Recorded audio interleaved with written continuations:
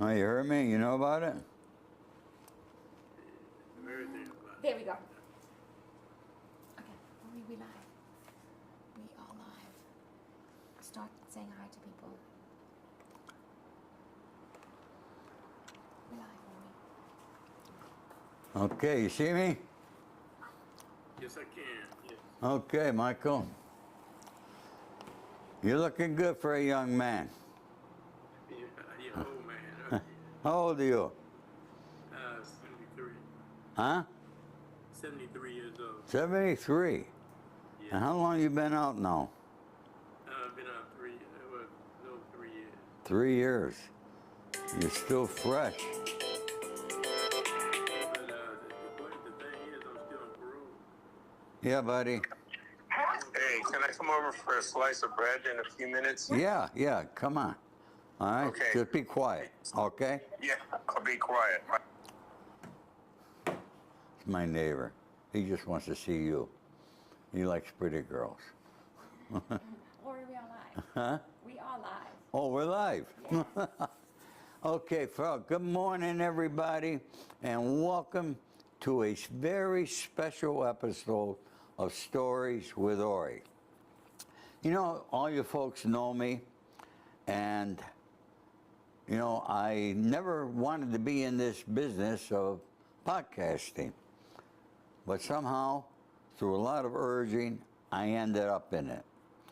One thing that I do not do, and you never will see me do, is interview anybody that was ever an informant or put somebody else away in prison.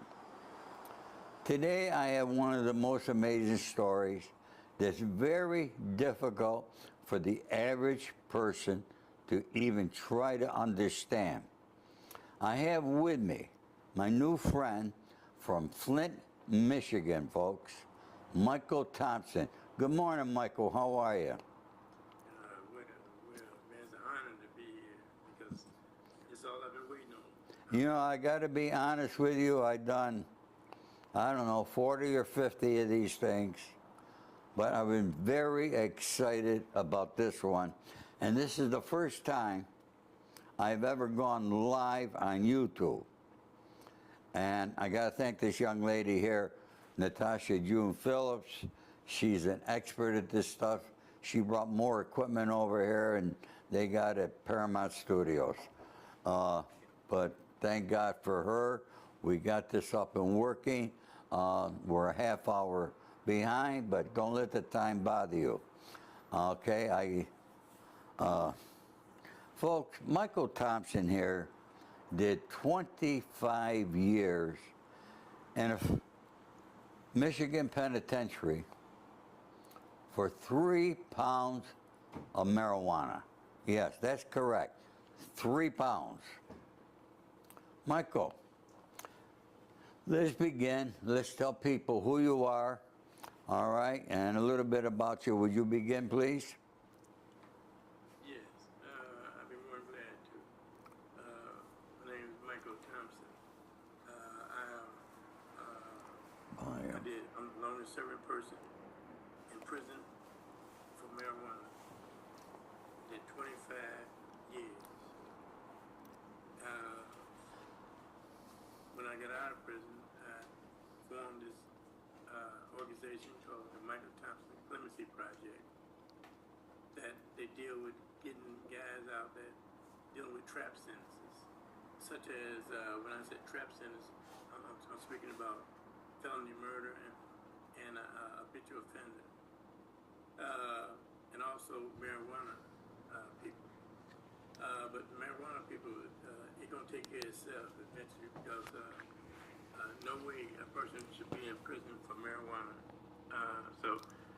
But the thing is, we deal with trap sentence. When I said trap sentence, I'm speaking about stuff like guys dealing with felony murder.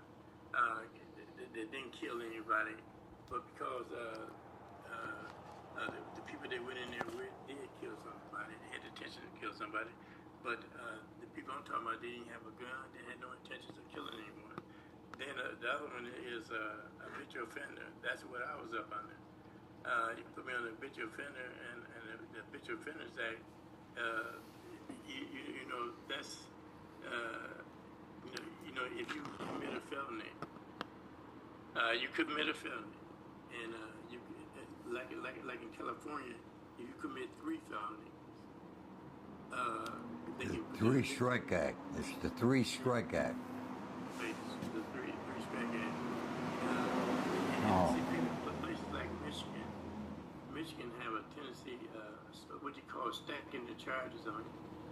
And you can go in there with a marijuana charge, and they try to find a gun, or they try to find this and find that, and they'll stack the charges on you. So my thing is, I formed a group called the Michael Thompson Clemency Project, and if it wasn't for people like myself, my organization, these guys are dying in prison. How many guys in prison are there for crimes of marijuana that we have in all our prisons today? You know, I've been trying to get laws changed. I talk to people about it, about who they vote for to put in office. Marijuana is legal here in California. You could be walking down the street smoking it. You got no problems. You could do it any place. They got nightclubs. You go in, smoke marijuana. You could buy it anywhere for medicinal use, for recreational use. But yet, our U.S. House of Representatives will not do anything to change the laws on marijuana. It's still classified on the federal guidelines up there with heroin, crystal meth, fentanyl, and all the other stuff. What is wrong with our U.S. House of Representatives, Michael, that they don't change this? All right? They'll take you now. You and I discussed this last night. And I don't like to talk politics, but politicians do stupid things, okay, for their own benefit. In 1991, Senator Joe Biden wrote the worst crime bill in history. Now, I did a lot of research in that there. When he passed, when Bill Clinton signed that into law, number one, they had minimum mandatory sentencing guidelines for various crimes, of which I did a 5-year minimum mandatory sentence on a 924C gun charge, only to find out that after I did my 62 months in prison, 3 years later, the U.S. Supreme Court said that law is illegal and unconstitutional. And a lot of our laws that we have are illegal and unconstitutional. And they need to be changed.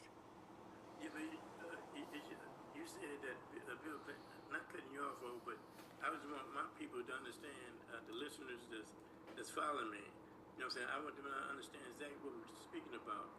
Okay, now, you speaking about the Terrorist Act that Bill Clinton signed, and who brought that bill to the table? Who was the one that brought the bill to the table? Is that Joe Biden.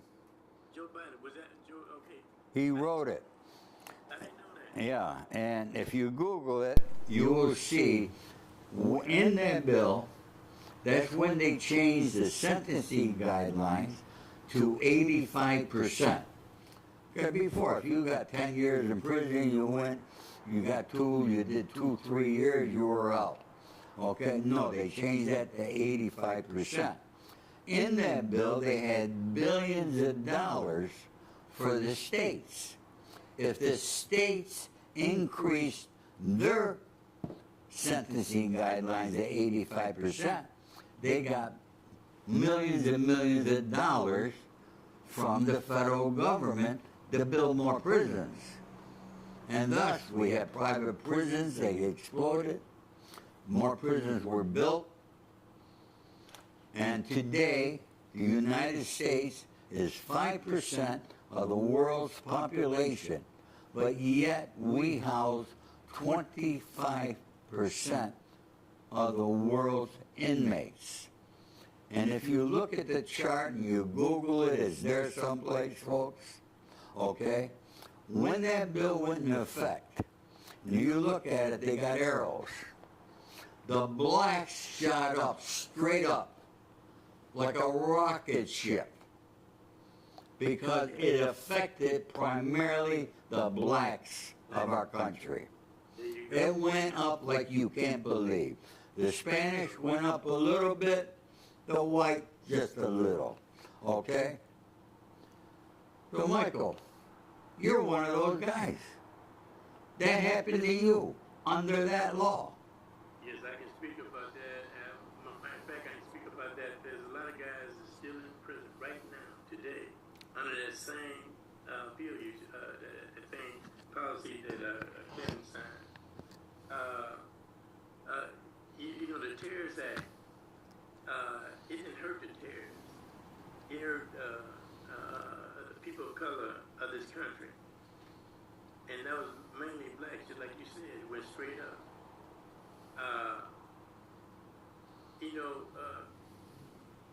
A pill of right supposed to be to the day you die. But when they signed that terrorist bill, them guys can't even file, but they're gonna go so far, and then they don't have no more pill of right no more. And so I left a lot of guys in there that can't even. They didn't resort all their appeal right because of that terrorist bill. The terrorist bill only let you go so far. But it used to be a time, Bill Clinton said it himself, that you should be able to appeal to the day you die. Appeal you trying to fight for your freedom to the day you die. Yeah. But there's guys stuck in there and they can't go nowhere. Only because of what they signed, that bill that they signed. I didn't know that Biden had anything to do with it. All I knew was Bill Clinton signed the bill. Joe Biden wrote it. He wrote it out. And my theory, you write it out, that's what you believe in, those are your thoughts, that's how you live. He has not done one single thing to change it. But Donald Trump did not do one single thing. Why is it that whether you're red or you're blue, that they are afraid to change this law, to make it legal throughout the country? Just like you can go and go to your local bar and buy alcohol, okay? Or go to a grocery store and buy a bottle of wine. Why can't they do that? It's less harmful than alcohol. But yet, look at, on your head and my head, we are dollar signs to the Bureau of Prisons and the state prisons. They know, and I don't know how it is in the state where you were, but did they have any schooling to teach you how to become a better citizen when you came out of prison? Probably not. No, they wouldn't even let me, go to certain prisons, because they, kept me way up there where the bears is. Kept me where it's cold there. So no. But one thing I do want to say, though, that's the reason why I really don't, I can't feel no politician. Because I'm looking at, if they really was for the right thing, they'll straighten that out, man, for guys, especially that terrorist bill, man. That terrorist bill is personal to me, man, because I know a bunch of them guys. that's still in there. And I know what they're dealing with, and they can't even appeal their conviction, man, because of the tears bill. And so my thing is, when somebody will get the nuts to straighten that out, man, get rid of that, because the only one that got hurt through that terrorist bill was the people of America. Right. Didn't no terrorists get hurt. Didn't no terrorists get affected. They sent them back to the other country. They were laughing. Yeah. Michael, tell me how you survived all those years in the Michigan Penitentiary and what it takes to survive 25 years in prison. One thing it takes to mind your own business. That's one thing it takes, but it takes a strong faith in God for another. And you got to have some family support. Prison is an ugly place and a very lonely place to deal with the bad, the good, and the ugly. That's for sure. No matter what kind of prison you're in, that's what you're dealing with. But is it true that you are still under the jurisdiction of the Michigan Department of Corrections?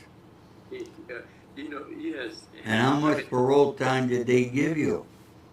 I'm glad you brought that up. A lot of people think that I'm free. I'm not free. I'm still under their jurisdiction. I'll be up under their jurisdiction to January the 28th. I'm gonna celebrate This January? Yeah, this January coming, 28th. I'll be done the 4 years they gave me. That's what I had, was 4 years. People don't understand something. That 4 years in the federal system is called supervised release. Okay, your situation, I guess, is called parole. Okay? Doing that parole, doing my supervised release, is actually harder than doing the time in prison. Would you agree with that? Yes, it's rough. You got to be real. But I'm blessed. I'm blessed, and I wish that the pro agents like mine, the one I got right now, I wish there was some way that they can train other pro agents. That's coming in.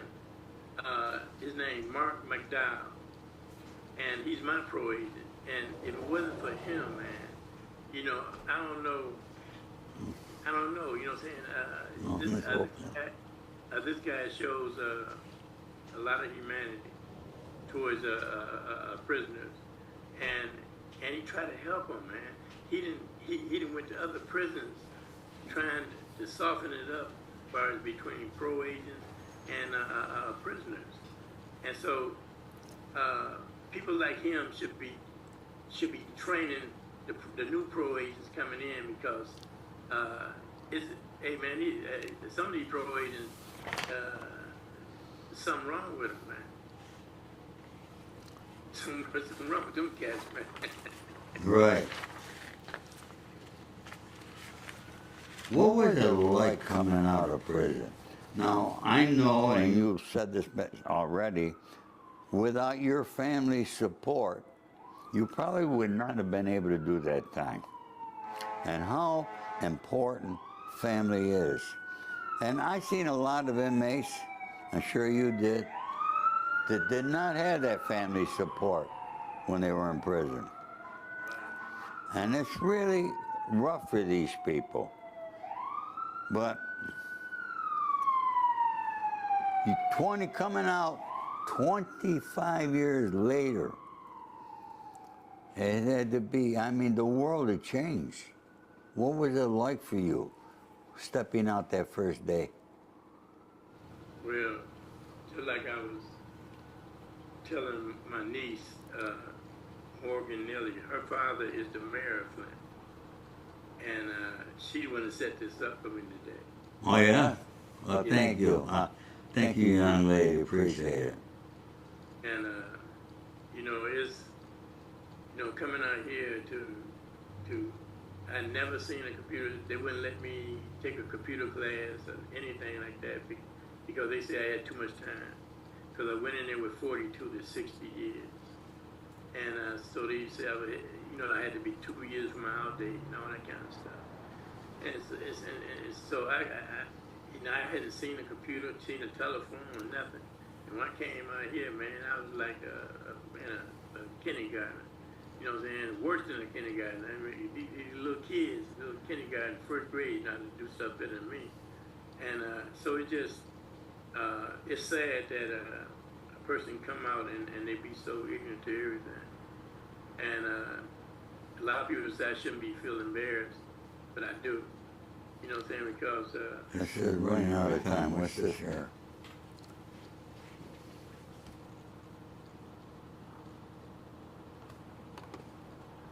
Continue. Okay.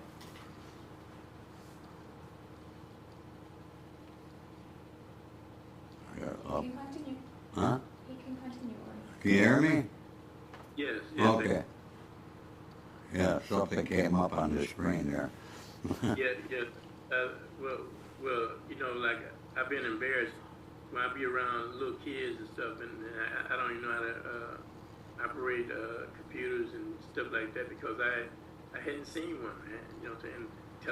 Car thing. You know what I'm saying? Sometimes GPS. I had to get my grandkids to help me. Sometimes, it just I've been so far gone from society. A lot of people say I shouldn't blame myself. That's anybody come back after doing 25 years, and come back to all this technology. This technology, I'll tell you something. I told my son that when I pass away, all right, that in my obituary, Ori Spado, the accidental gangster, passed away this day due to technology. All right, remembering passwords, this and that. Trust me, I know what you're talking about. You were introduced to me through somebody that I recently met out here and I interviewed. I want to give him credit for introducing us. I'll call him young man, Rob. You know Rod, right? Hot Rod. Okay, so I want to thank Rod. And through you, okay, I met an amazing woman who lives out here in California, and her name is Dee Dee Kirkwood. Tell me about Dee Dee Kirkwood and who she is to you. Oh my God.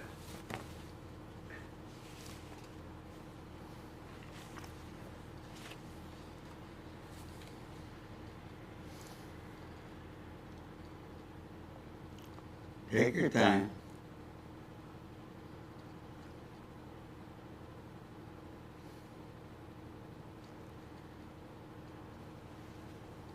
Yeah, Dee Dee.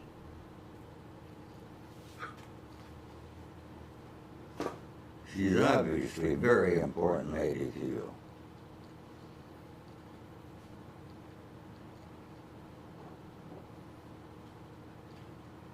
Yes, Dee Dee Kirkwood.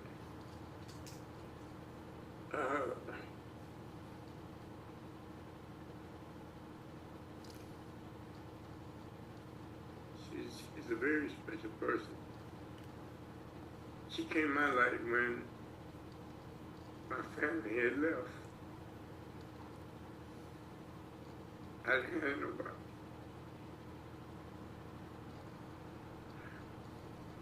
When my mother passed,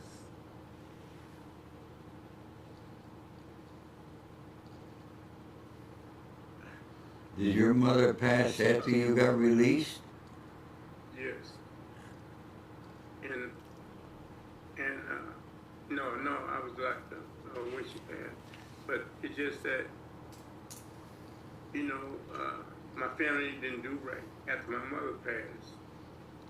And one of my brothers told the pro people after she passed that, yeah, I can use her house to get out, but I can never live there. And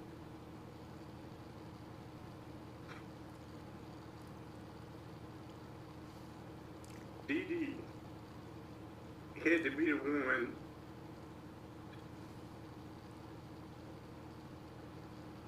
to tell me that,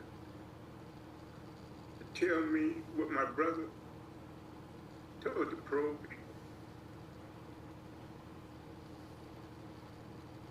That was, my knees got weak. I couldn't believe my brother said that. But that was after my mother passed. Dee Kirkwood is someone that sponsored when I did the George Floyd thing inside the prison. Dee Kirkwood sponsored that and made sure I put it off inside the prison. Nowhere in America, inside the prison, they did a tribute to George Floyd the way I did it. And I did a tribute to George Floyd. And all I asked the guys to go back to their cell and stand how long it took that police to kill him. Stand in your cell in silence. And we cooked a bunch of food and gave them pops.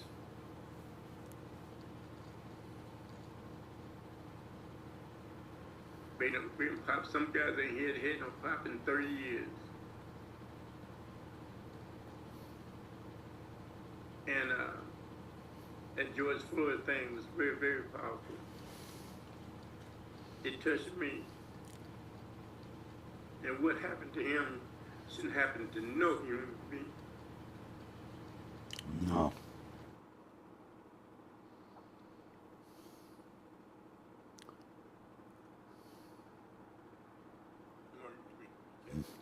Michael, we're going to have to take a 5-minute break and then restart the Zoom again, okay?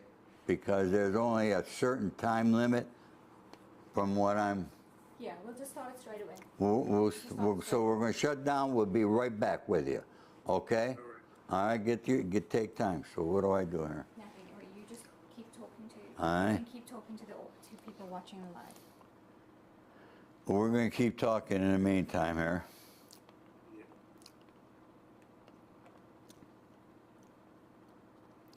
You got to send them another link? Yeah. Well, but people are still on the Zoom, so you can, people are still on the Zoom, so you can... It's, how long you give it? Was half hour?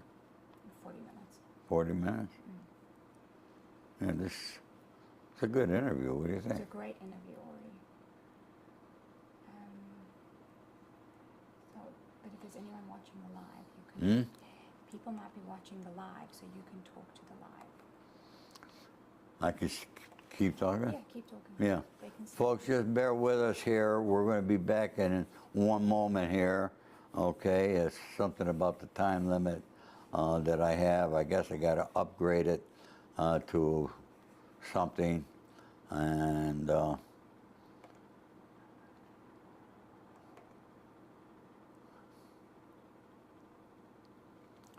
it's not something that I'm going to be doing that often, folks. So, not at this time anyways.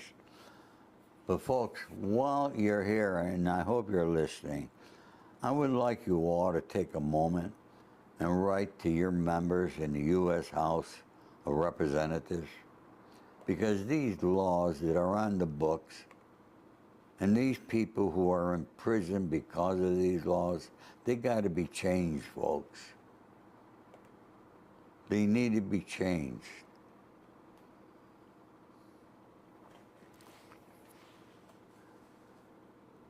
So let's make a little effort, okay, for the good of our country to get these laws changed. It's up to us. It's up to us to let these people who are supposed to be working for us to do something to get these laws changed. If you notice, these people are not working for us. They only care about their own pocket, what's in it for them, not what's in it for you. So when I don't vote red or blue. I don't go by that there. Actually, I think they should do away with it. Okay, we should be voting for the person. All right, what we like about them. Things like that there.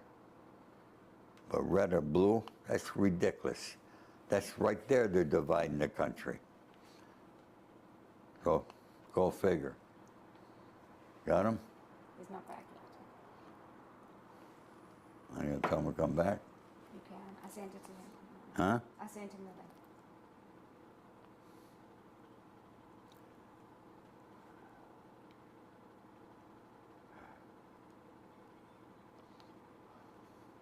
Please leave your message for. Oh, here he is. Got him? Yeah. Hey, Michael. Yeah. Sorry, it's technology. Okay. Michael, going back what we weren't here, I was asking everybody that's watching if they would take a moment and to write their members in the U.S. House of Representatives to do something to get these laws changed, because these people are not going to think about it, those people in Washington, on their own, because they don't care. But if enough people start writing their members enough letters and know the people are paying attention to what's going on, we can change things. Okay? So, No doubt about it, man. yeah. Michael, there was a documentary about you called The Sentence of Michael Thompson. I don't want to get personal. Did you make any money from that? No, I didn't. None. None whatsoever. Normally, Michael, I could tell you, documentaries do not make a lot of money. They don't cost a lot of money to make. But normally when they're doing them on an individual such as yourself, there is money that they should be paying you for that documentary. I wish I would have known you at that time, because I had entertainment lawyers that know how to do that stuff. I wish I'd known you too. Yeah. But anyways, we know each other now, Michael. And, anything we could do, you and I, and get more people like us to change these laws that are illegal and unconstitutional. And I'm going to be one of those people, and I'm going to say, I'm Italian. So I say the RICO Act is illegal and unconstitutional. Because the RICO Act was designed, people think it was designed to go after the Italians. It was Rudy Giuliani who did it, an Italian who went after the Italians, okay? But it was Richard Nixon who signed the RICO Act. And from my readings, Richard Nixon signed that into law with the hopes of stopping the war on drugs. Okay? Well, as we know, from Richard Nixon to now, nobody's going to stop the drugs from coming into this country. Only when people who are taking the drug, if they all stopped and there's not a need, the drugs will stop. We know it's never going to happen. This is going to be a consistent war, and there's going to be new drugs coming out all the time. But, I could walk down the street right now with 3 pounds of weed and nobody's going to touch me. But yet, you did 25 freaking years in prison for it. What is your personal feelings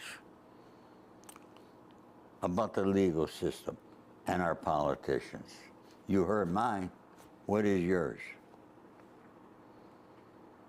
I just think they turn their head to a lot of things that they shouldn't turn their head to.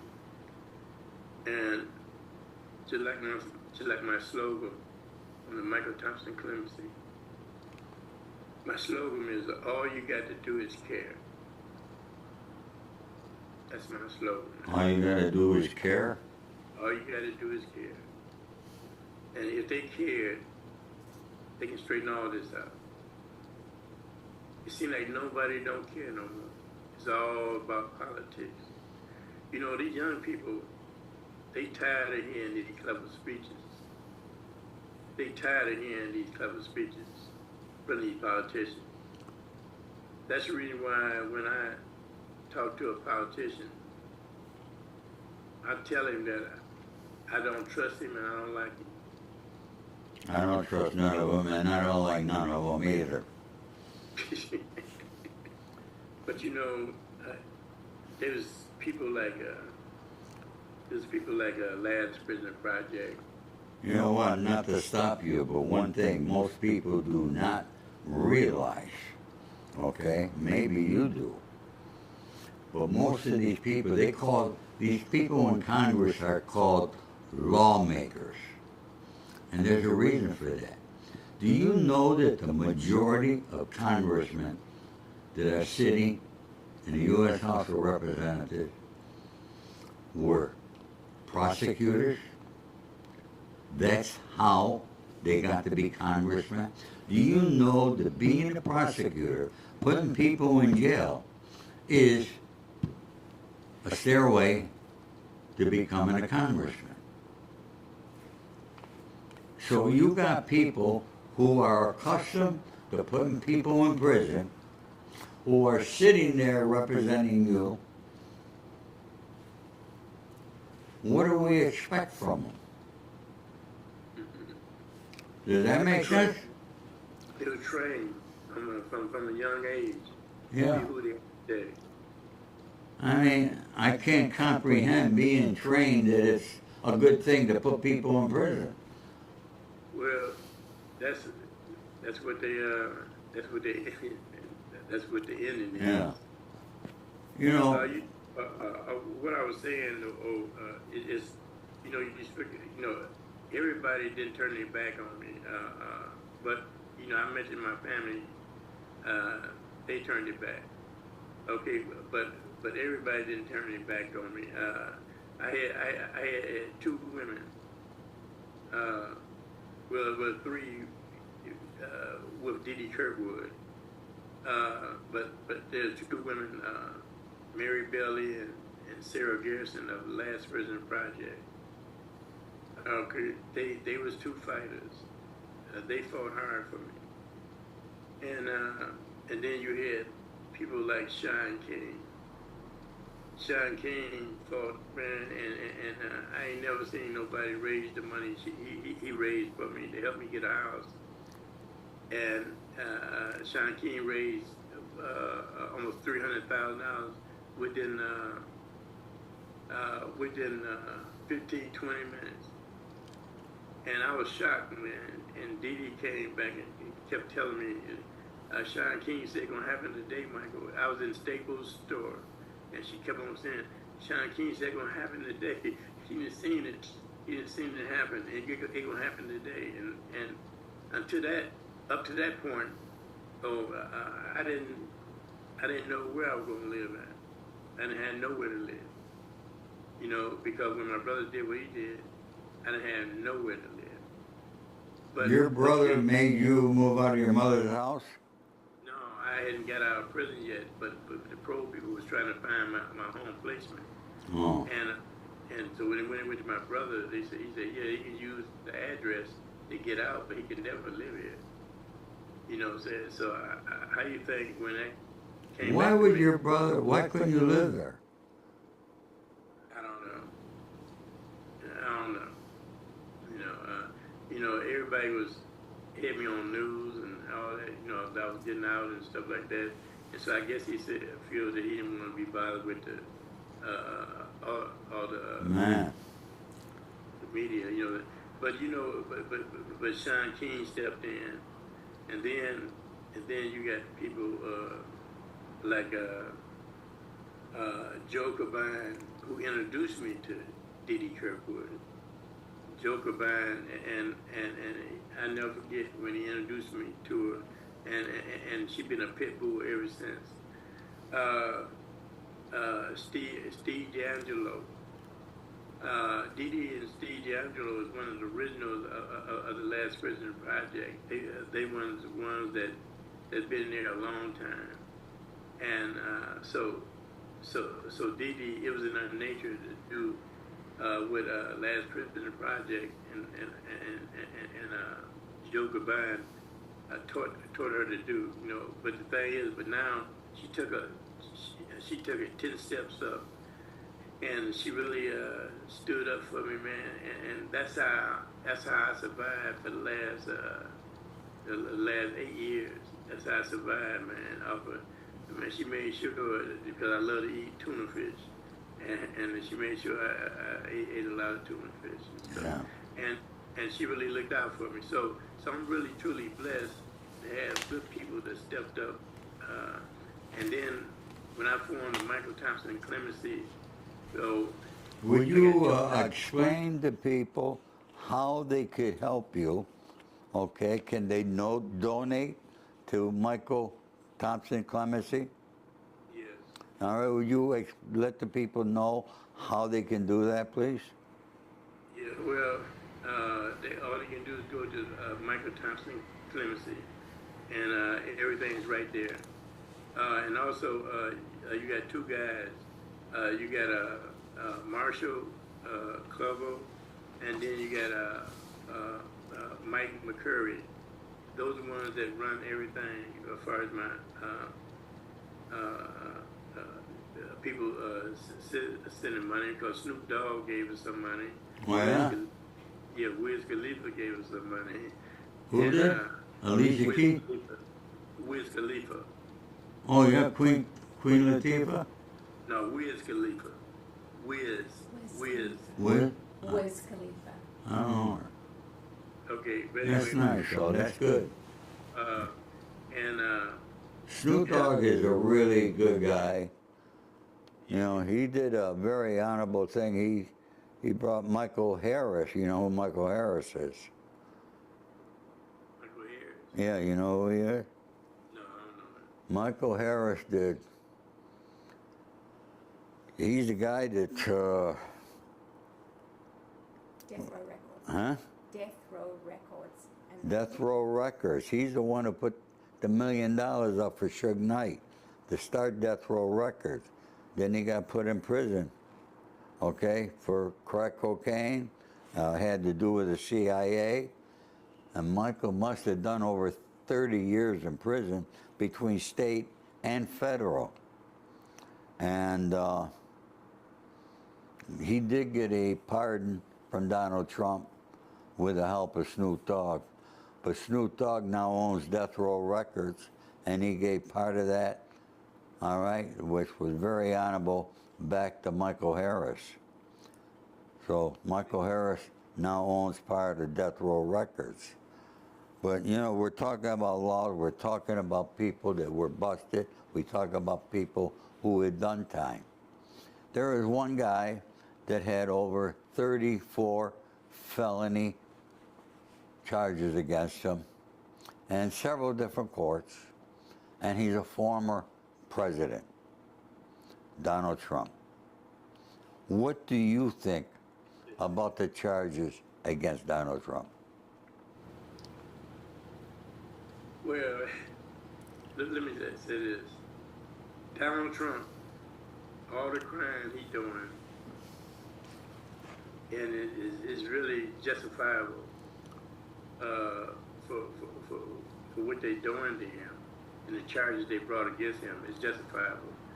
But what Donald Trump is doing, what blacks been crying for years, and it wasn't justifiable. That's right. And see, so Donald Trump is crying about something that's been done to blacks for years. Everything, all that crooked shit, you know what I'm saying, all them stacking charges and all that, that's been done. I spoke about that earlier, about stacking charges. They stacking charges on Donald Trump, but that's been done to black people for years. So how I mean, if he feels that bad now, well then, well, he should feel bad for people of color. You know what I'm saying? The things that's been happening to them for years. You know, through all this year, all right, I could have liked him. I don't like him, all right? Don't get me wrong, okay? But with all these charges, all he's doing to fight the criminal system, he's never come out and said, these laws need to be changed. If I'm voted in president again, I'm going to see. No, he wants, I'm the victim. They did this to me, boo, boo, boo, boo, and he's crying like a baby. And there's a couple gangsters out there, they know who they are, okay, on YouTube, all right, that are sucking up his ass. And I don't like that, personally, okay? You know, I got indicted. You need 2 predicate acts to be indicted on a RICO charge. They come up with the 2 predicate acts. There were 14 of us on the indictment. A lot of murder charges, et cetera, et cetera. I was facing life in prison. Thank God one of the rats did so terrible at another trial, they didn't want to use them. So that charge got dismissed. And I ended up with 62 months. But, you know, these rats are out there on YouTube lying just like they lied in the court against other people. How many informers did you have against yourself?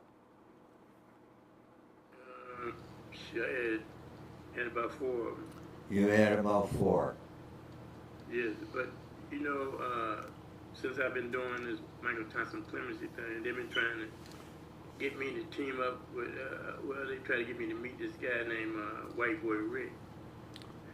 You know, and White Boy Rick, you know what I'm saying, him and his father told on everybody. And I don't deal with rats, man. You know, no matter how clean they try to come, I don't deal with rats. But you know, I've been truly blessed, so I don't worry about people like them anymore. I've been truly blessed to have people, you know, just you know, I got cut off earlier, and I'm just truly blessed to have people like Cresco Lab. That's one. All marijuana companies is not bad, man. You know what I'm saying? They ain't all bad, and they need to open the door, you know, to open the banks up for them marijuana companies, you know what I'm saying? But they can do more for people like myself. But if it wasn't for Cresco Lab, I don't know where I'll be at today, man. I'll be nothing, man. They really support me, the owner of Cresco Lab. Really had my back since I've been home. That's awesome. And I was blessed to have Charlie stick by me, and he haven't abandoned me yet. And he Michael, said let me ask you now, you know, you've been out only 3 years, and you're probably just getting accustomed. You're going to be off paper in January, right? January 28th. January 28th. Almost February. So it's only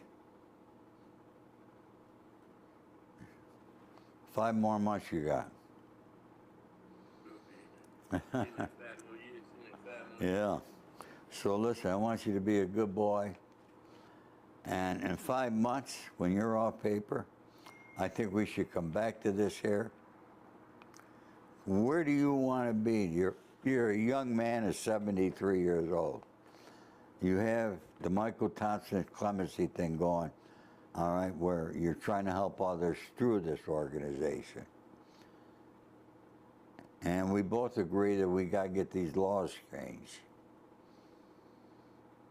So where do you see yourself 1 year, 2 years from now?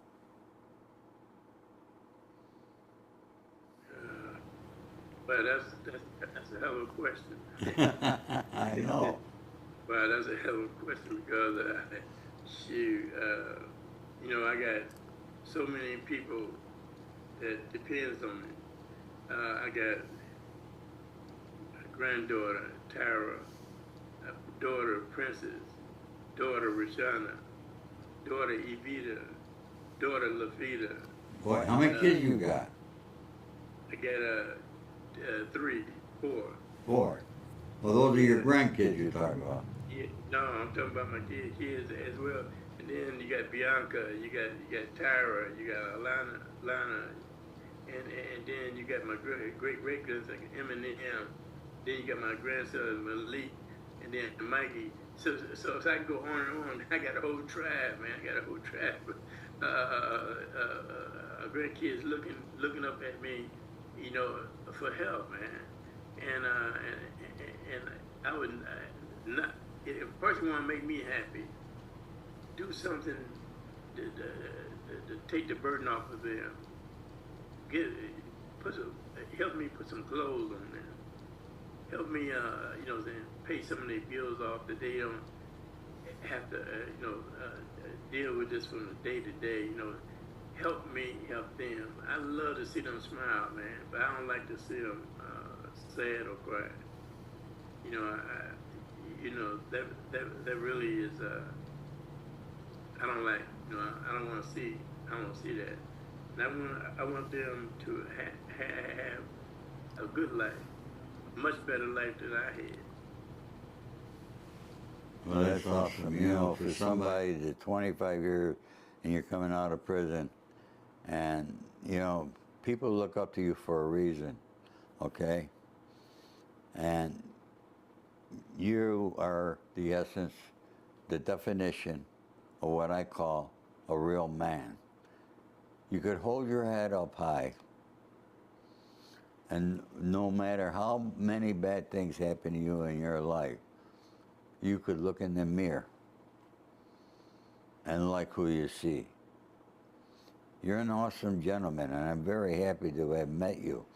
And from my heart, I got to tell you, I sincerely meant it when I said I was looking forward to this interview, more so than any of the interviews. I don't care if I had George Clooney, it would not have been a better interview than interviewing you and get your story out there. So, contact me when you are off paper, and let's talk then about when you're actually free and see how you feel then, okay? Because it is a big difference. I can't, like with me, man, I tell you, 4 years, that was rough. It was rough. I mean, and they had extra conditions on my 4-year supervisory. I mean, if I walked into a restaurant, there was another felon, I could be violated. It's just crazy things. And today with the technology, the police stop you for running a stop sign. Next thing I know, I'm spread eagle on the trunk of my car, and they're cuffing me because it comes right up on the computer that I'm a bad boy. But anyways, Michael, is there anything that you'd like to say to the people who are listening and watching today? Yes, I'd like to say, well, first of all, I'm thankful to have this platform with you. And I'm thankful for you giving me the opportunity for people to hear me. Because I remember Supreme Court Justice Bernstein, I remember he told me one day when he met me in my home, I remember he told me, he said, after he heard me talk to him about my life, he said, people need to hear that. They need to hear you. He kept saying that. When I walked him out to my car, that's all he said. They need to hear you, man. They need to hear you. And now, when I speak to you, and now I see that there's a chance I can get my voice out there. Well, listen, I'm going to help you get your voice out there, okay? Once we have this here finished, I'm going to be sending this out to a couple other of my friends, people that I know, all right, and try to get you on other shows and some bigger shows because your story needs to be told. Are you willing to go on some bigger shows? Oh, yeah. All right. I'm going to help you, my friend. And, you know, I think I want to give you all my love and respect, Michael. Okay. God bless you. And we'll be talking soon. All right? Thank you very much. Do you have anything else you want to add? Now's the time. Well, what I do like to say, I like to say I'm thankful to all the people that's still with me. And they're going to be with you. Thank you, Michael. You have a wonderful day, my friend. God bless.